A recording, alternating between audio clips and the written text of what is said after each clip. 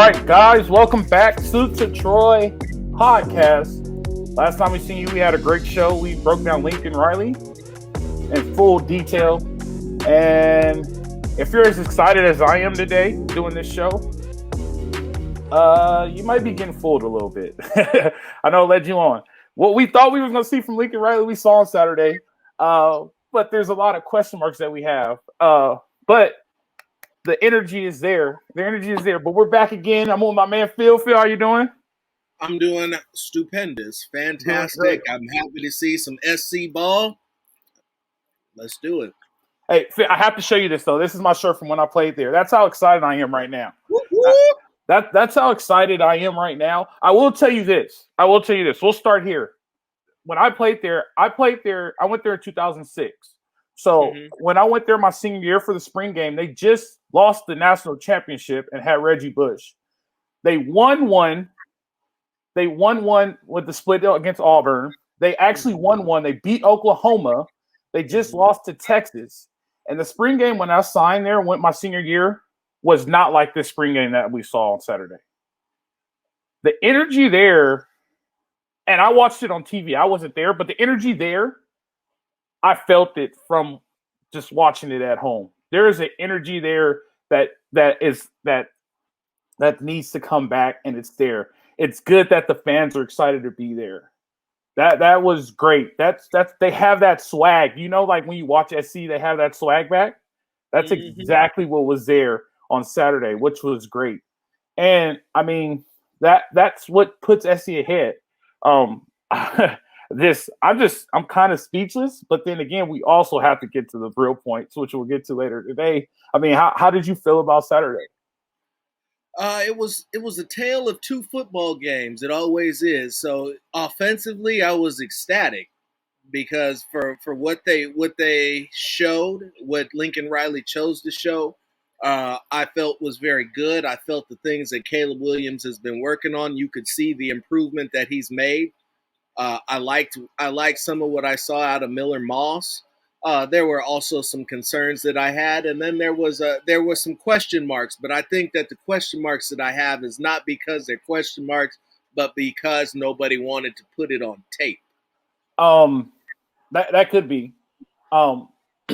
So we'll address the offense first. And I agree with you. Like they don't want to put everything out there, and that's the big rumor. But at the end of the day, everything's already out there. That's what a lot of people don't understand. At the end of the day, he has 36 games of what he does with multiple quarterbacks, and he has 10 games with Caleb Williams. So there's nothing for you to hide. Here's the good thing. SC actually has two good backs. Are they Reggie Bush, OJ Simpson, Marcus Allen, Anthony Davis? No. But are they good enough to make SC better? 100%. They have two backs where they could do two things. The thing that stood out to me on offense is that Lincoln Riley is going to run a lot of screens in this league. And if you get the screen game going in the Pac-12, SC is going to be hard to stop, really hard to stop. That's one thing that really stood out to me. Another thing that stood out to me is, I know this isn't his name, but Little Jerry is going to be really good in the Pac-12. I'm going to tell you why. Because he can run, and he's a big body. So getting the ball out to him in space, which you saw them do a lot in the spring game, all he needs is one blocker, and he gets 5, he gets 6, he gets 7. Before you know it, he's going to bust one, and people are going to say, oh, wow, he's not going to make the big play over the top. That's not what he is. But get him the ball right now, and he's going to break a tackle, and he's going to make a lot of big plays when it matters. I was really excited about that. Now, the Caleb and Williams connection is not going to stop. That dude was out there embarrassing people on Saturday. I don't care if it's the spring game. They were still going full speed. And that dude inside the 25-yard line is dangerous. And he showed why he is dangerous. Like, it was embarrassing, like, even for the spring game. But what he's going to do in this conference is going to be astounding. And I will say this. Caleb Williams is good. He is good. And he's at the right school. He's getting the right media. Caleb Williams, if it's not going to happen this year, next year Caleb Williams is going to be in the talks for going to New York to winning the big trophy. He is really good. He has a good head on his shoulder. This is the thing that stands out with me for Caleb Williams, and I'm going to approach it again. We're going to talk about it a little bit later. Caleb Williams said, good teams, coaches know how to handle. great teams, players police themselves. You bring that into the locker room, things change, right? Absolutely. Things change. The offensive line is athletic. The offensive line is really athletic and really good. A lot of people probably don't pay attention to that. They're really athletic and they're really good. The receiving core is good. The 3-back system that they're going to use is really good. Their quarterback is outstanding. Offensively, SC is amazing. What do you think offensively for SC? Offensively, they're good enough to win the Pac-12 just by playing ball on one side of the team. That I don't see anybody who's going to be able to stop it. Now, are you going to? We in the previous podcast we had talked about sometimes making them one-dimensional and completely eliminating the run. I have a different feeling about SC's running backs, but we could also. But that's neither here nor there. We'll get to that down the stretch. The depth at wide receiver is amazing. For all the guys that you mentioned, the guy that turned my head was actually Terrell Bynum. He was all over the place making catches. Big, strong kid, big body, good hands. He's gonna be the guy that's probably gonna get off a lot because he's gonna see the single coverage with the lowest guy on the depth chart. Yeah, so I mean, yeah, let's address it. How do you feel about the running game? Because to me, I'll tell you this. To me, they could do 3 different things with 3 different backs, but they could run screen with all 3. And with them able to run screen, it prevents them from the run game being one-dimensional, if that makes sense. Like, so if they're able to stop the run game, they could go to the string game and set up the run game with a back. All you need is one of those backs to find a groove, and they're going. Right. You look at the long, rich history of running backs that have graced the Coliseum field, and then you look at the running backs that they got here, and it's not there for me. They don't do it. When I look at these guys, I see solid running backs, and let me say that they're all solid. I'm not hating on these dudes whatsoever. They're solid, but at SC, the running back is supposed to be special, not solid, special. And look, and I don't. It could be the style of offense that they were running, the gun runs. What I saw that bothered me the most was a lack of vision.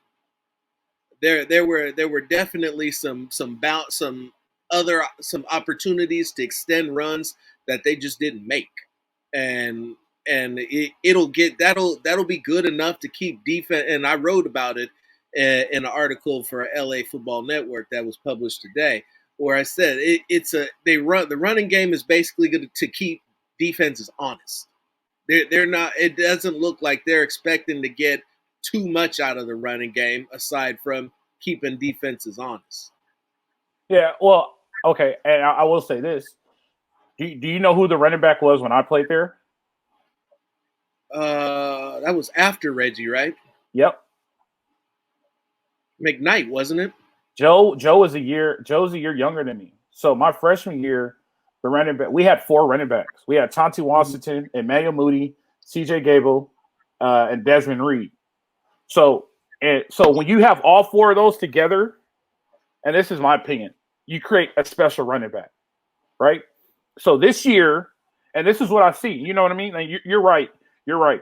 Reggie Bush, Marcus Allen, O.J. Simpson, Anthony Davis, right? That is running back you. Lindell White. Lindell White. Yeah. Lindell White. Joe McKnight was special in his own way. You know what I mean? Like, right. That's tailback you. And that right now it's not there. And like I said in the first podcast, this is something that needs to be built up to. Right? And this is not something that's going to happen this year. And don't expect it to happen this year. 10 games is great this year. Right? Because they're facing some issue. 36 scholarships was a little bit more than 36 with the guys that they signed. It's like they need to fill 41 scholarship spots after the guys that they're signing, things like that. But it's going to be special this year. And as long as you trend up, it's like Buffalo. Buffalo has been trending up. Now you see where Buffalo is. Right. This is the same thing that needs to happen here, right? But on the flip side, before we get to that though, but on the flip side, there needs to be some things that need to be fixed. But you're right. So the thing that I also like in that second series with Caleb Williams, they didn't take any shots. They legit took what the defense gave them. Boom, here's 6. Boom, here's 4. Here, running game, here's 4 again. Bam, bam, bam. All of a sudden, Williams to Williams, touchdown again in the corner of the end zone. Right? There was one play where they ran slot fade to Williams, and I was just like, oh, man, that's huge, right? I can't see anybody covering Williams in the Pac-12.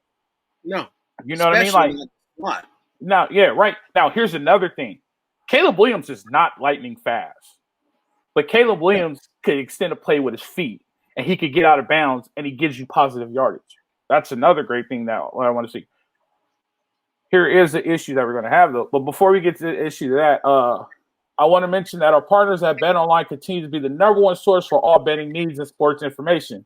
Find all the latest sports development, including updated odds on the NBA playoffs, fights, and even next season's futures. And don't forget that the MLB is back as well. Who are you picking to win the World Series? BetOnline is your continued source for all your sporting wagering needs, including live betting and your favorite Vegas casino and poker games. It's super easy to get started, so head on the website today or use your mobile device to join us to use promo code BELIEVE. That's BLEAV to receive your 50% welcome bonus on your first deposit. BetOnline, where the game starts. Here's the issue that we are going to have. On the edge of the defense, SC is above average. On the edge, we're talking the 2 ends, number 0 and number 49. Tui and I forgot the other guy's name, but he's the number 1 guy in the nation. Really? They were, Really? He was number 1. Yeah, they're above average. Mm-hmm. I'll tell you why they're above average. A lot of people assume that rush ends are supposed to get sacks, right? When you beat them one-on-one, you do get sacks, and at the college level, you get 18. That's if you're really good and you're above average, number 1 draft pick. A lot of guys, the rush ends create the quarterback to step forward, and the bigger guys in the middle get sacks, and they normally just fall right into their arms. You see that a lot more often than rush ends getting sacks, which is fine. The reason why they're average is because the interior defensive line is not great. No, they're putting a lot of pressure on 2 defensive ends to make a lot of plays, and ideally that's not fair for those 2 kids who have all that talent. So their stats are going to be above average to average. 4 of those 41 scholarships that need to be filled either through the transfer portal, which has to be through the transfer portal by May 1st, or they won't be able to get anybody. 4 of them, maybe 6, needs to go to that interior defensive line. The reason why you saw so many gashed run plays started at the interior defensive line. I'm happy with the 4-down look. I'm always happy with a 4-down look. I'm a 4-down guy, I understand. I'm not happy with the 5-man box that he kind of showed with the overhang, but they are not putting their best players in the best situation because they don't have the talent up front. Now, a lot of people say, well, and that leads to other things, right? That leads into like quarterbacks having time, defensive backs getting burned here or there. We'll get to the defensive backs later. I will tell you this. Those 2 linebackers at SC are damn good. He wasn't good at Alabama because of the size, but his size at SC and his athletic ability and his willingness to tackle makes him above average in the Pac-12. And when you get to the Pac-12 and you make it to the playoffs, it's a little bit different because when you're the best in the Pac-12, it's shown that you're the best in the rest of the nation. He's going to be really good. I think he's going to be really good in the conference, but he's not going to be good if he has defensive linemen in his lap every play, which I saw a lot of. I don't think the interior linemen at SC are very good, which makes 2 great players on the edge average because they're putting a lot of pressure on them. You get what I'm saying? Well, so I too agreed with you wholeheartedly, and now that we've given the offense it's just due. It's time for the unfiltered truth, and the unfiltered truth is this: they are going to be eaten alive in the running game. I was not impressed by that defensive line's rush defense whatsoever. At all, not even a little bit. And now the looks that I'm a 4-down guy, and traditionally USC is a 4-down university. Now, I don't know if they went 3 down because of the fact that they were running against the empties on offense nearly the entire spring game. And you would have to, obviously, you'd have to adjust to that. But they didn't get a lot of push from me up the middle at all. For as good as their edges were, Thule was my guy. Thule, I could definitely get behind. I know Romello got his in the second half, but I didn't see a whole lot of pressure in the first two series with ones versus ones. I know after the half, the defense picked it up and was better, but I expected more, quite frankly. I really did. And although Mekhi Blackman was out, well, we hadn't crossed over into the DBs, but so I'll keep it up to the front seven. The linebackers were good. The linebackers made the tackles. They kept everything in front of them. They didn't let anything get out of whack. Now we cross over to the DBs, and let me tell you something. The SC is going to need to score a lot of points this season, and I do mean a lot, because that defensive backfield was not good at all. There's no way that they should be able to just be bombs away quite like that and look in shambles and just let a team dink and dunk straight down the field offer nothing. So that was bad. That was a bad performance. And vanilla defense or not, I don't care. You need to be better. That was so to the naked eye, SC had a great spring football game, right? And it goes to the old saying, offense sells tickets, defense wins championships. You ain't gonna win no championships with that defense. They're gonna win. They're gonna sell a lot of tickets. That stadium is going to be full all the way up to here. Last year it was empty. It looked like this last year. This year it's going to be full. When Rice comes in the first week of September, that thing is going to be full. The problem is, if they give up 34 points to Rice, it's going to be an issue, and we're going to be back at square one. Now, here's the problem. I wouldn't be too concerned. But, all right, so they need 41 scholarships. We already given 4 to 6 to the interior D line, which is fine. Now you're at 30.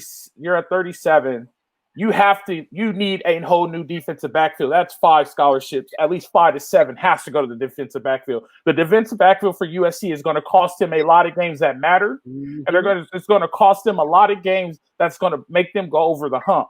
If I'm a senior in high school and I have an offer from USC, I am committing right now because I have a chance to start as a freshman.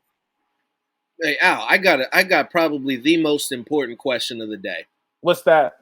How many plays you got for me? I got one. I got one series, and it has to be 3 and out.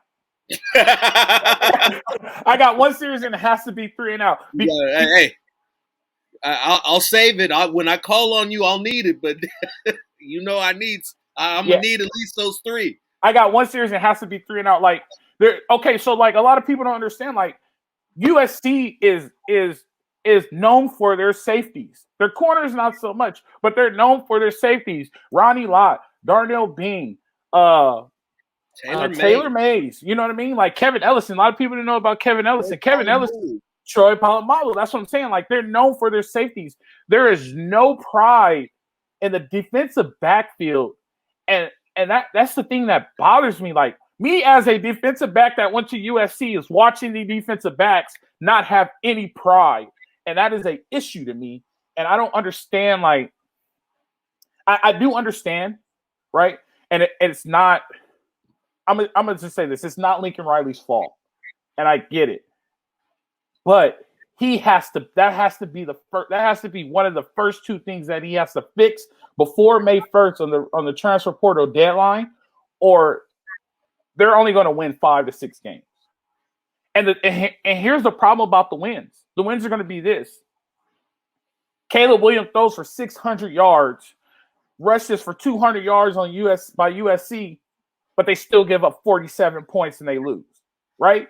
And that's what we're looking at. We're looking at a defense that doesn't have any pride. And USC defense has pride all the way from Sean Cody, Cedric Ellis, Lawrence Jackson, Keith Rivers, right? You're looking at Willie McGinnis. Willie McGinnis played defensive line. Ray Malalagu. You're looking at guys Frosty Rucker. Who's the guy that won the Thorpe? He played safety also at SC. He went to Poly. I can't think of his name right now, and I'm so embarrassed because I went to Poly also. But, I mean, he won the Thorpe as a freshman. Like, playing defense at SC is a prideful thing. Everybody, I remember when I was growing up, SC was considered, like, who are you going to choose? Are you going to go to Miami or are you going to go to SC? There's no difference between Miami and SC. One has swag of the West Coast, one has swag of the East Coast. The problem that we saw on Saturday is the offense has swag. That is SC football, right? Yep. The issue is on the other side of the ball, they have no swag. There's no intimidation factor. And that is the issue. And the faster they fix that, the sooner SC becomes a national championship program. Yeah, I definitely agree with that. And they got to get Sean Nua's got to get him some guys up front. If he got to walk into the Polynesian community and start signing grandmas, he needs to do what he's got to do because they need to get bigger up front in a hurry. They need to get meaner. They need to get faster, more technically sound. Like I said, there were only a couple guys. I think Nick Figueroa made a play. Then you had Thule, Romello, and short of that, there was really nothing else going on. There wasn't. Now, here's the problem. And Lincoln is a solid guy, right? Lincoln is a solid guy. Lincoln did the right thing. Lincoln brought his best recruiter, which is the receiver coach, right? Lincoln brought his defensive coordinator, which I believe they're friends. Yep. Right? I would assume. Lincoln's going to have to fire his friend in 3 years. If he waits that long, it might be in 2. It might be. Now, he's going to have to fire his friend. And the problem is that he's going to have to fire. And because he was left with Hilton's guys, and most of his guys, here's the deal, right? You were on a bad USC football program.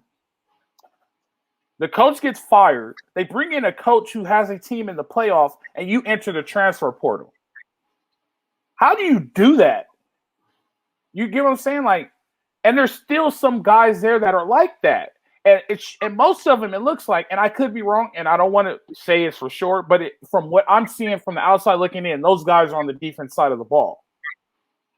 You get what I'm saying? Like, so I'll spin it a different way, and I'll ask you this, and I just coming in hot like this was truly not how I envisioned starting off the season, especially one with as much promise as USC's does have.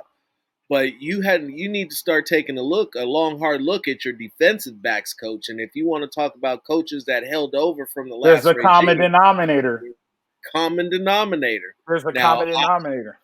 Now, Grinch's defense was not good last year. They were better than what you saw at SC, at least the front seven, but ultimately they gave up a crap load of points last year too. So I'm not going to give Grinch a pass, but the common denominator, you got to start low and work your way up. You feel me? And I will tell you this because I was in the coaching world. He's a good recruiter. He's a great recruiter. He's one of the top recruiters in Division I football. But if you ever follow coaches that are labeled good recruiters, they end up with multiple jobs in their career.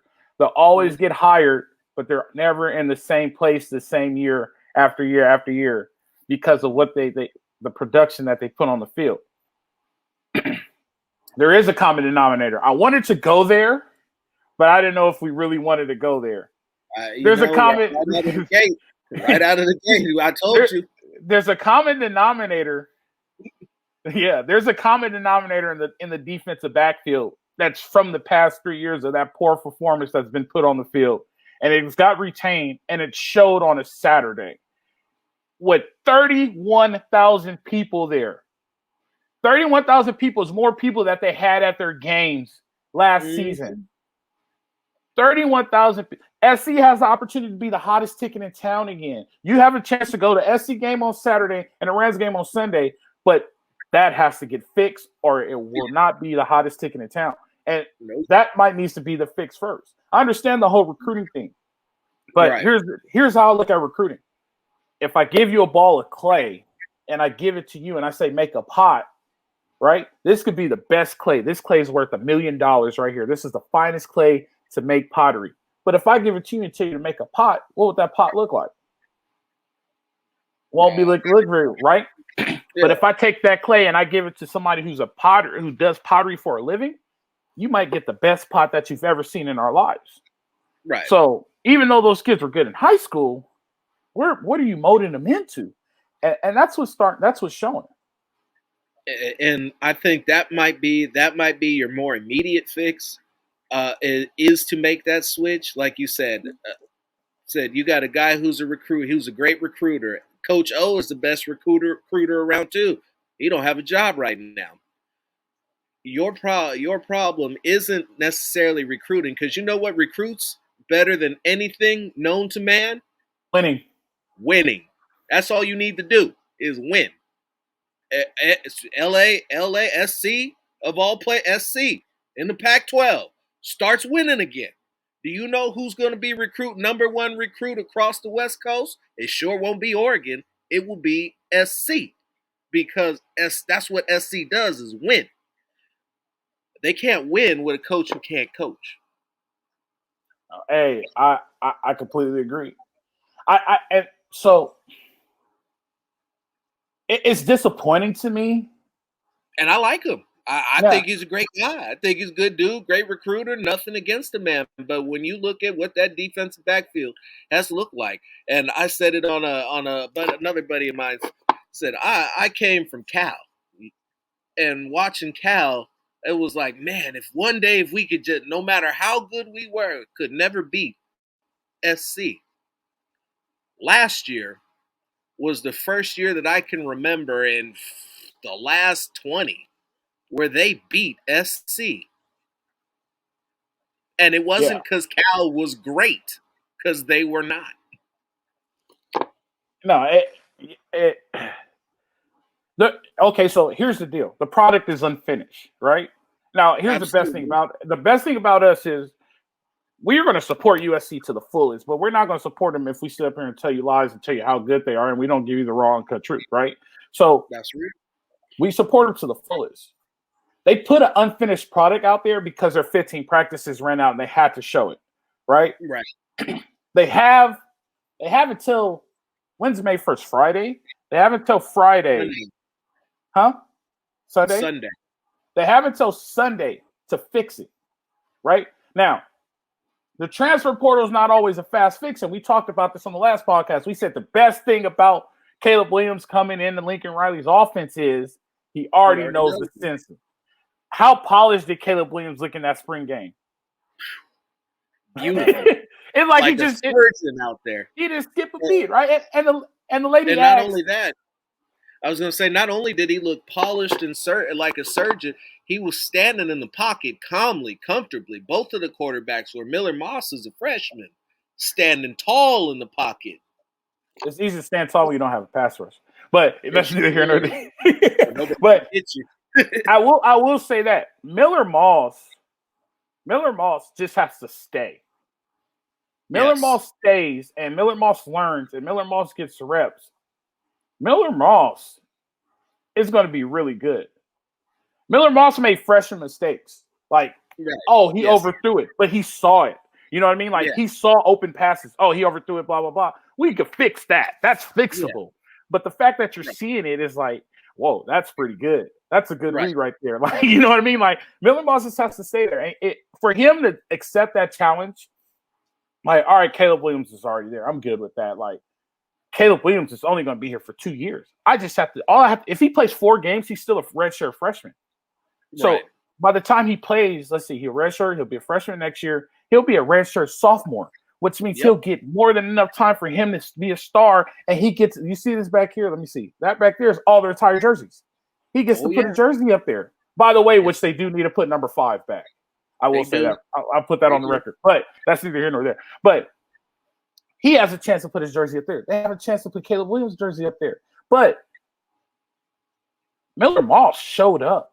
Like, for him to run with the 2s, and what a lot of people don't understand is there were a lot of walk-ons protecting Miller Moss.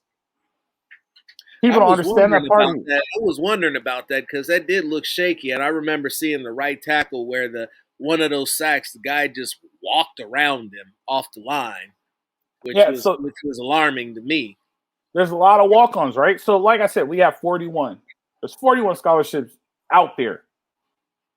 If you watch this and you want a chance to play and you're good and you want a shot at least to go to the Rose Bowl this year, go to USC. If you want a shot to go to the Rose Bowl, come to SC.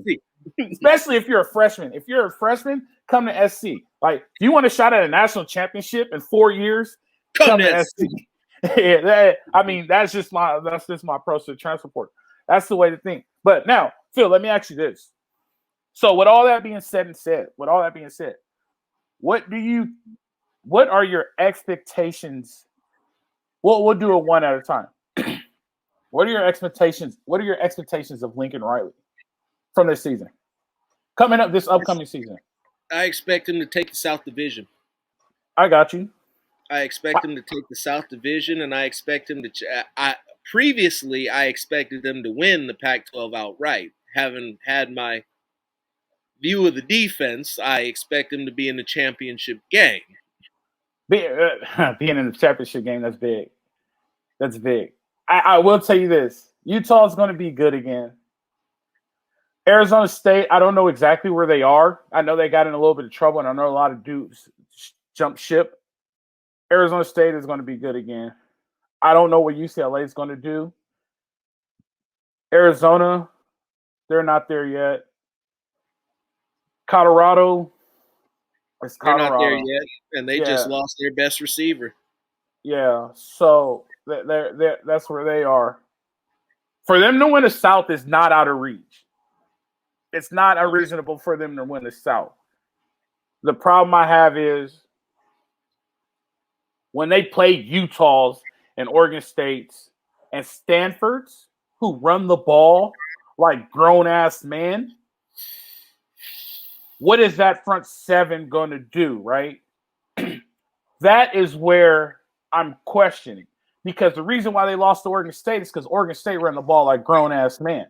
Reason why they lost to Utah is because Utah ran the ball like grown-ass men. Stanford's always going to run the ball like a grown-ass man. Power, counter, lead, ISO, that's all you're going to get from those three teams. When that happens, is SC going to be able to step up to the table defensively and make it happen? Expectation for offense? Here's my expectation for offense. I just don't want them to get too greedy. I want Lincoln Riley to build this year. Championship is not the goal. Getting better is the goal for SC. So, like I said, 8 to 10 wins in college football is good. Joe Paterno won 8 to 10 times a year and kept his job forever. 8 to 10 wins is what I expect out of him. But as a coach and somebody that's in charge of the program, he has to get his defense better. If he doesn't get his defense better, then SC's in trouble. SC's in trouble. Defensively, if this is truly a rebuild, I expect them to at least control the game and make plays when needed. And what I mean by that is I expect them, when a big play is actually needed, when they need a stop, they need the offense to count on them, just get the stop. Are they going to give up a lot of big plays? Yeah, 100%. But when the offense needs the ball back one more time, all you got to do is just get the ball in Caleb Williams' hand. Just give him the ball back. Just get a stop. I want a stop out of them. That's what I expect out of them. I do expect to see a lot of new names on defense, like I said, because of the portal. But if it doesn't get better, a lot of people really got disappointed this past Saturday from what they saw. But you will see a lot of fans because he sold the tickets from that. But in reality, they are about 30% there. Truthfully speaking. That's a little conservative, but I could see it. I could see it. I think that in bringing over Caleb and Mario, they made leaps and bounds, and that, like as we said, that should carry them. I real honest and truthfully believe that. And heaven forbid something was to happen to Caleb, Miller is there and he can carry them as well. That defense, that's just going to be something you can't get. It's going to be hard to work around. And like you said, at this point, I would just be happy if they got off the field on third downs. So, give me a percentage. How complete do you think they are? I would have said 60. Okay, so you say 60. 60% is saying that I'm not worried about the offense, and I think that you got a piece or two on defense. Okay. They go touchdown for touchdown, right? You go touchdown for touchdown is all based on who gets the ball last, correct? If the other team has the ball last, who wins the game? With the defense right now. If the other that depends if they're down or not. If they tie it up, we can go to overtime and play forever and set the record for the most consecutive overtime game in the history. Well, and that's what it leads, right? But if they go touchdown for touchdown, tie game. SC just scored to tie the game. They're kicking the ball off to the opposing team's offense. They got 2 minutes and 30 seconds to go to drive the field just to get 3. Who wins the game? Yeah, they do. Or that's what. Unless the defense does what they did in the spring game and just gives one up straight out the chute and lets Caleb Williams have approximately 2 minutes and 15 seconds to tie the game all over again. Well, I should say 33%, right? Because there's 3 phases, right? Offense, I think they're complete. They have a couple more things to fix, probably on the offensive line. Special teams, you can't really get a look at special teams, so I'm not going to grade special teams right now. But the defense is not trash. You said what? The punter was awful. Yeah, but I mean, and heaven forbid with that defense, if for some strange reason something happens on offense and they're not in sync, and now your kicker is giving you defense short fields to work with, they got even more problems. Although I take that back because usually a short field will help you out when you don't have to worry about getting burned deep. That's true, but I will say this: the kicker was kicking them consistently out the back of the end zone. So we know for sure they'll start on the 25. So we're looking at 75-yard drives if they score touchdowns. So that's why I won't completely grade special teams, because even on special teams and spring games, they're not going 100%. You know what I mean? Like you're not getting that full effect. I'm not taking away anything from these players' efforts. They're still getting effort, but the effort that they're giving on special teams by coach's direction is just to get a look, and so nobody gets hurt. Like on the field goals, nobody's rushing. You know what I mean? So I'm not taking anything from effort. You could tell that effort's there. They're playing a lot better. The defense is not ready. 2 players on the edge.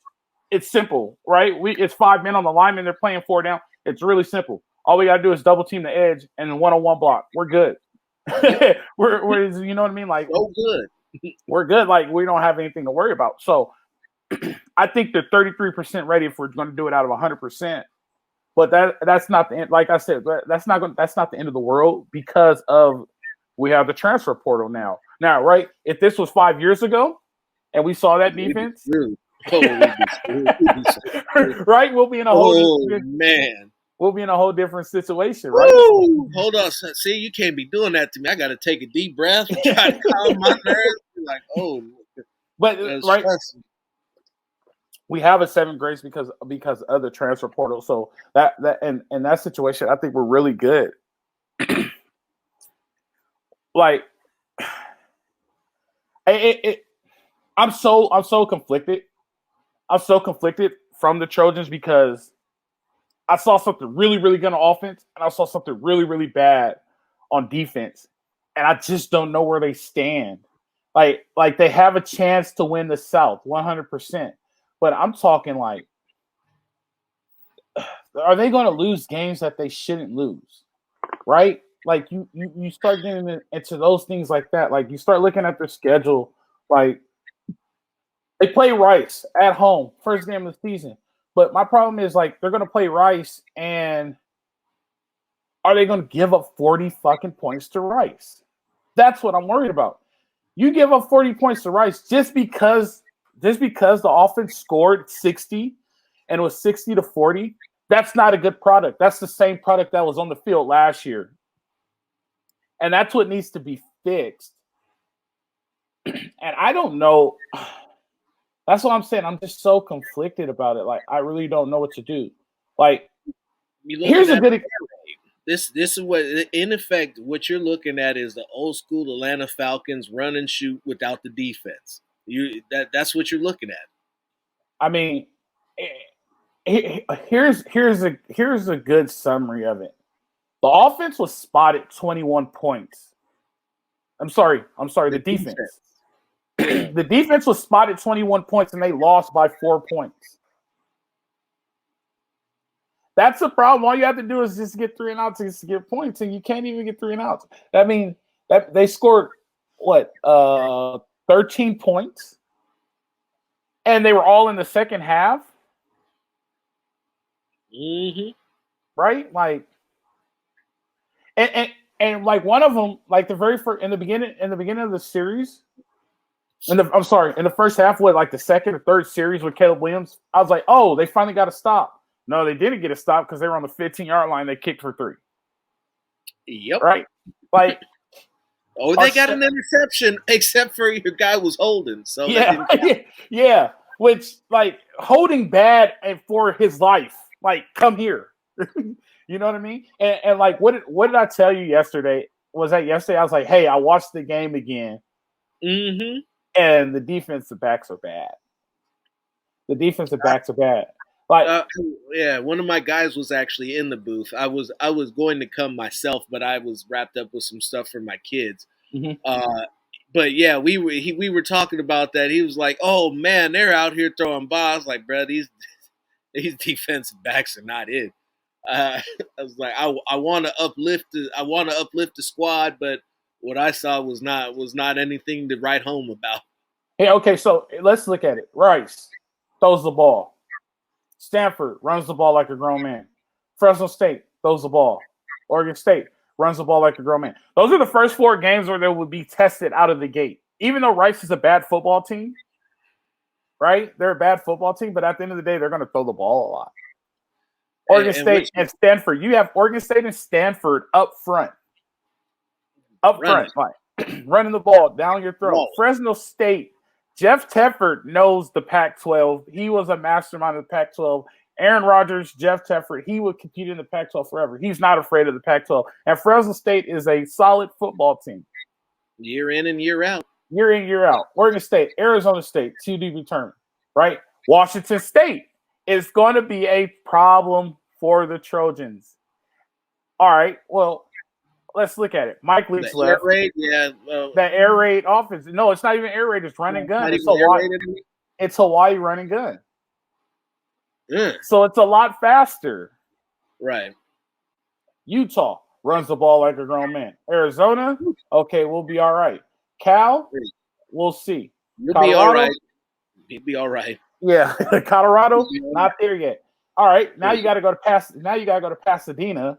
Right? And that game is always bigger than what it is. Not only do you have to go to Pasadena and play that game, Thanksgiving weekend, when SC is at home, traditionally play the blue and gold. So they play 2 blue and gold schools. They have to play Notre Dame. Notre Dame will probably be ranked top 10 at the time.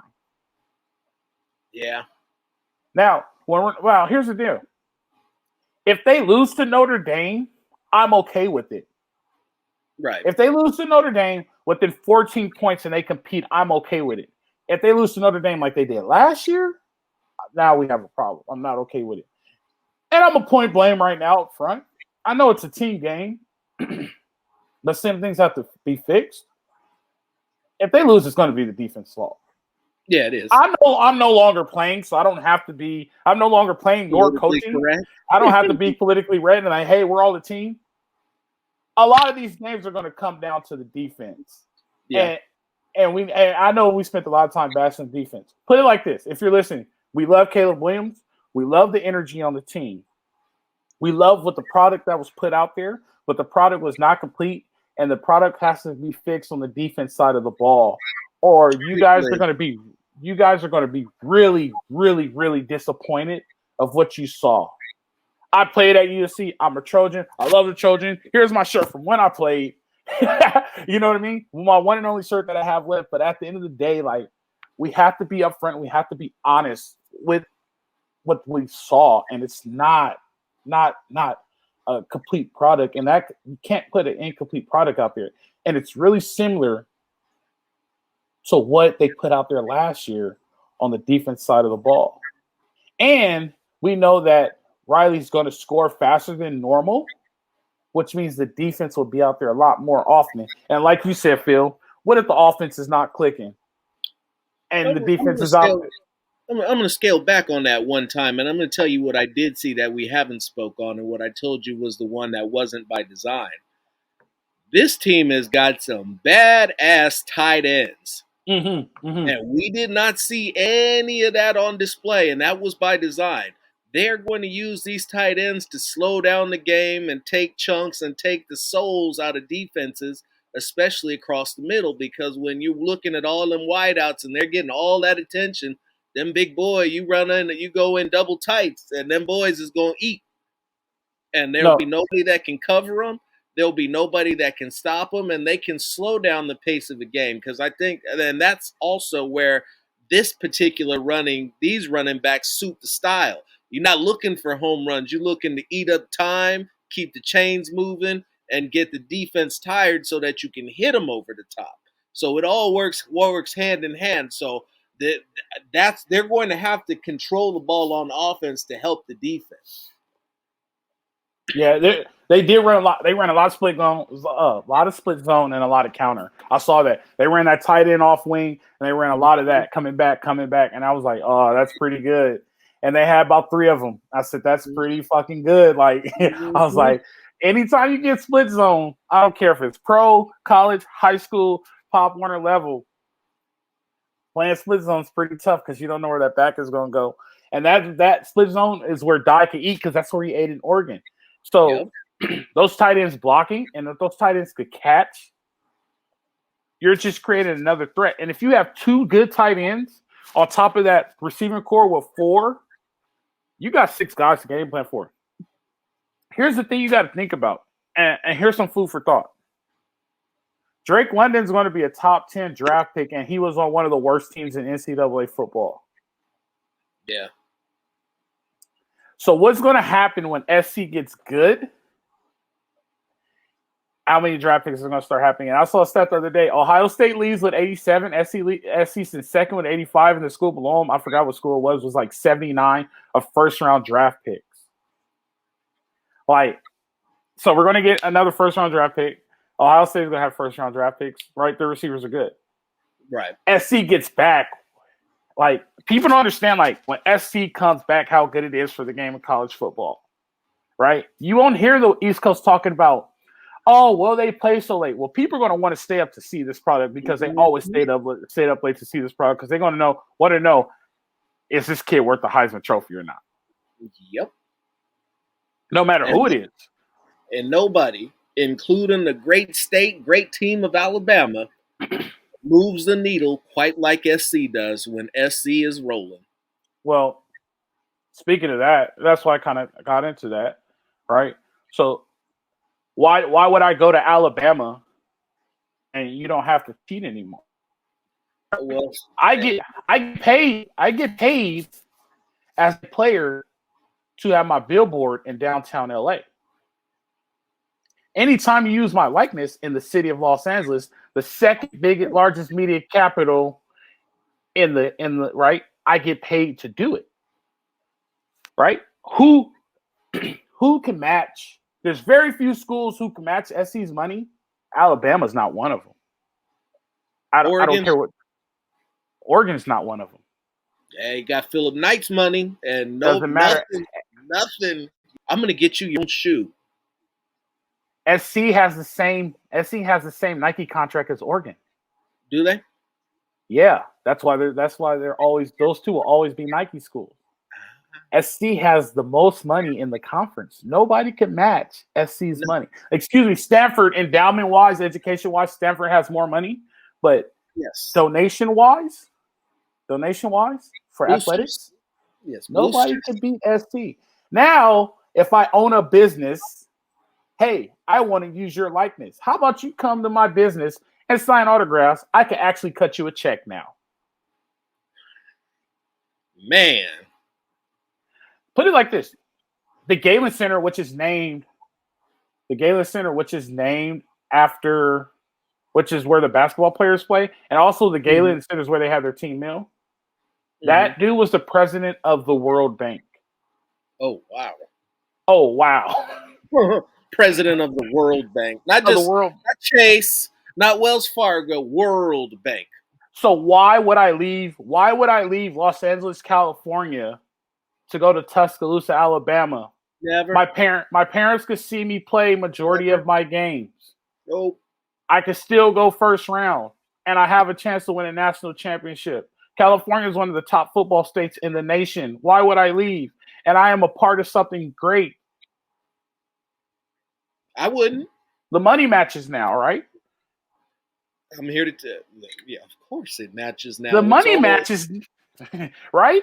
You could live in an apartment for free now because it's a part of your likeness. You are sponsored by an apartment. Oh, I'm sponsored by an apartment complex? Cool. I'm going to live there. A lot of things is going to change, which is going to have SC starting to look a lot more better. You're not going to – Lincoln Riley said kids aren't leaving California. Oh, no. Especially not getting paid. Let me tell you, the worst thing college football could have ever done was let SC start paying players for real. I mean, you said it yourself. We got to get number 5's jersey back out there because he was getting paid before it was fashionable. Okay, so when you talk about paying players, I mean, let's call it what it is. Nobody could pay players like SC did. Hey, on the record, number 5 never got paid. It was his stepdad who took the house. He knew nothing about it. He lived in LA. Oh, yeah. Also, I will say this: Cam Newton's stepdad took a church, but Cam Newton got to play a national championship game. But we won't go down that road. That's neither here nor there. I do want to mention our partners as BetOnline continue to be the number one source for all your betting needs and sports info. Find all the latest sports development, including updated odds on the NBA playoffs, fights, and even next season's futures. And don't forget that the MLB is back as well. Who are you picking to win the World Series? BetOnline is your continued source for all your sports wagering needs, including live betting and your favorite Vegas casino and poker games. It's super easy to get started, so head to the website or use your mobile device to join and use our promo code BELIEVE. That's BLEAV to receive your 50% welcome back bonus on your first deposit. BetOnline, where the game starts. All right, Phil, let's wrap this thing up. We have fun. Tell me, I want to know 2 things. Tell me, what are your takes? What are your takes from the spring game? And I know we talked about it a lot, but give me 3 things you are looking forward to see this upcoming football season. My takes: passing game, awesome. Offense, fantastic.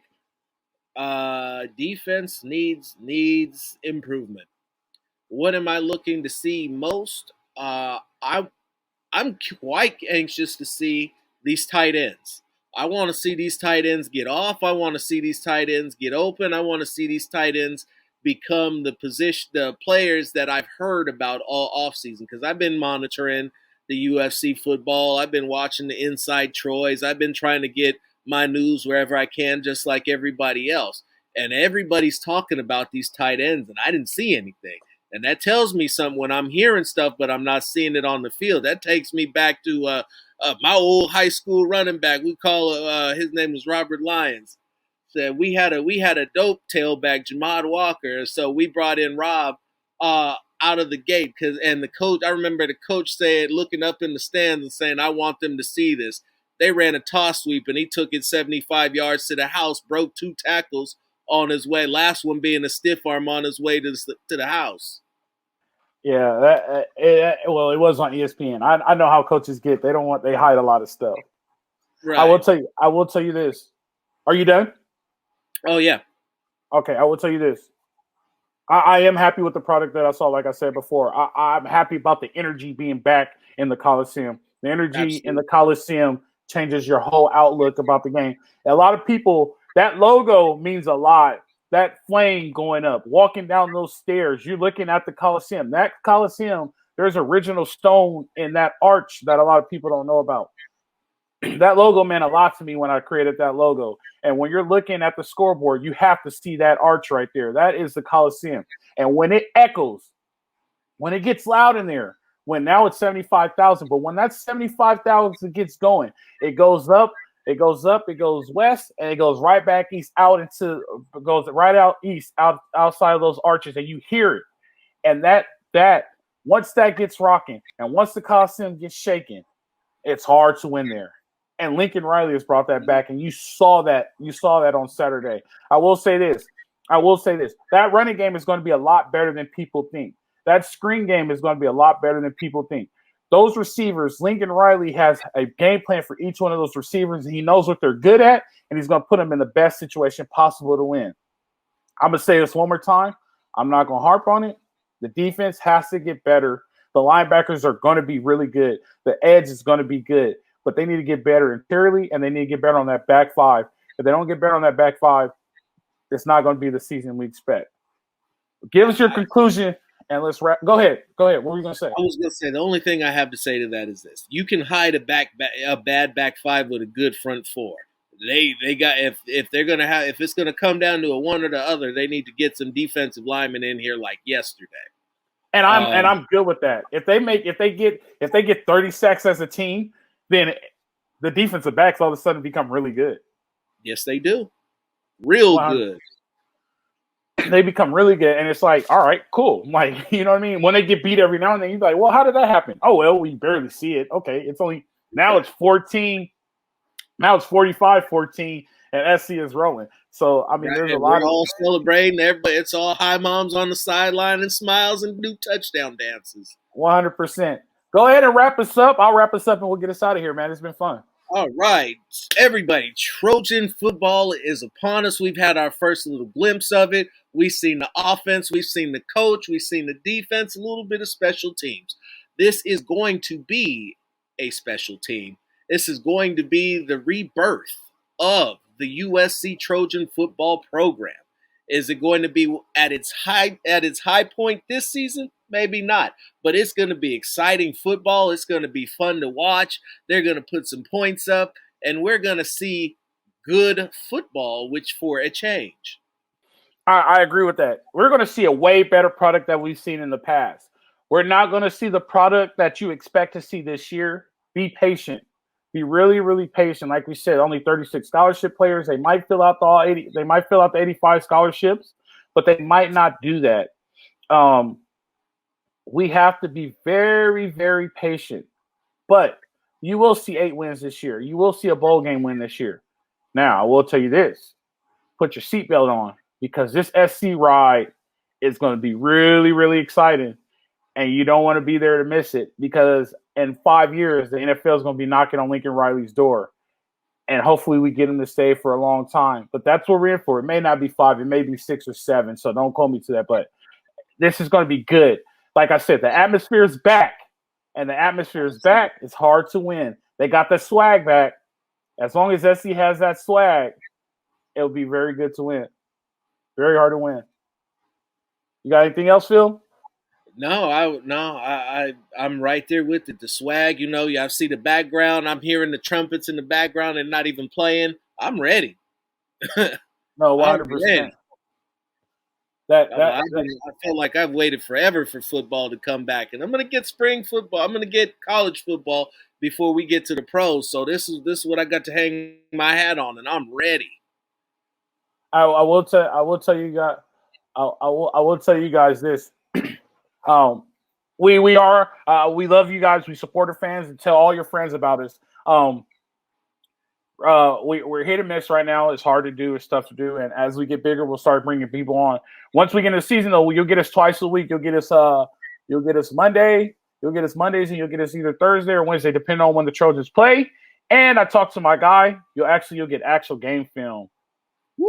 Don't tell anybody. You'll get actual game film, so you'll start to see, and we'll be able to break some things down. I'm working on the Rice and Oklahoma film, so our next show is going to be really, really exciting. It's going to be really exciting. So it's all great. I love film. Yep. Hey, Is it new film or old film?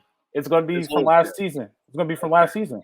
It's going to be legit film. It's going to be great. So it's going to be from last season. We're going to figure out how to get that worked in, and you guys get to be on the inside. I'm not going to tell you guys my source, but it'll be legit film. Hey, we're going to have Rice film and Oklahoma film, so we're going to break that down for you guys on the next show. Hopefully we get Luke again. It'll be good to get Luke in and get on the game breakdown. So that'll be a good one to do. After that, then we'll be able to get, some Stanford film, and we'll get to break down the game prior to. So that's what we're looking forward to. Phil, it was fun. This is Luke Detroit, presented by Bet Online. See you guys. Like we always say, live strong, fight on.